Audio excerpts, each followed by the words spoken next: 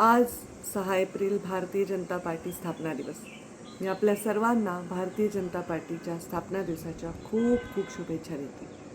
Bharatiya Janata party हा एक केवळ पक्ष नाही, तर हा एक विचार आहे.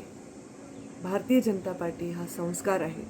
भारतीय जनता पार्टी म्हणजे ओतप्रोत राष्ट्रप्रेम आहे.